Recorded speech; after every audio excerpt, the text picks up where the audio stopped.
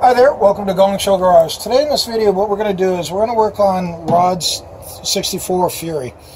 I don't know if he's talked about it much in the first video. If you go to our friends Rod's videos, this car is in there. There's a long story to this car. This actually belonged to his grandfather. His grandfather passed it down to Hank, which is Rod's dad, and then Rod's dad passed it down to Rod. So it's been in the family since day one.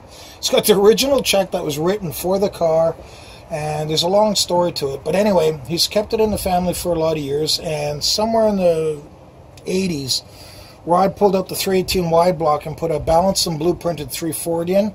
The motor was done at a speed shop in Vancouver. We will be adding the name of the speed shop. I don't know if it's still around anymore and the guy's name, but he did a phenomenal job. It's been a reliable, great motor.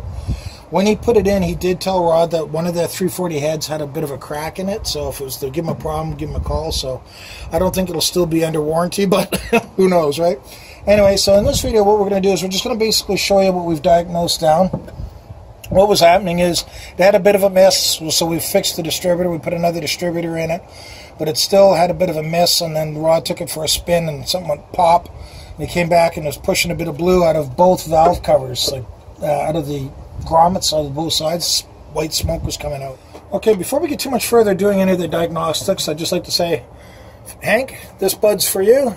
Rod, that bud's for you. So we're thinking of you guys. Get well, Hank.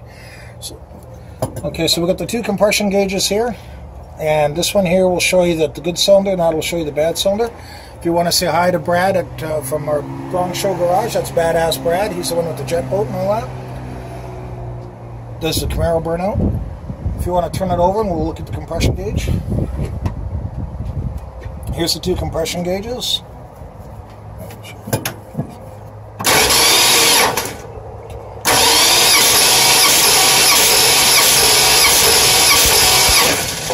So as you can see, in this one we've got 215, almost, yeah, about 215.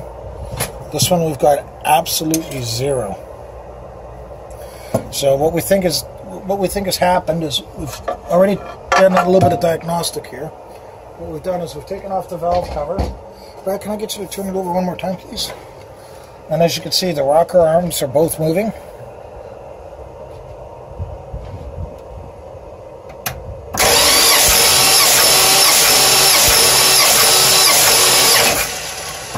So what we're thinking is either a valve is chipped or burnt or something like that. We're getting no banging in the cylinders of that. So what we're going to do is we're going to rip off the intake, hopefully just leave the carburetor on it, drain the coolant, and pull this head off and send it into a machine shop, and we're going to go from there. So stay tuned for part 2 of the video on working on Fury and Hank's 64 Fury. Thank you very much for watching Gong Show Garage.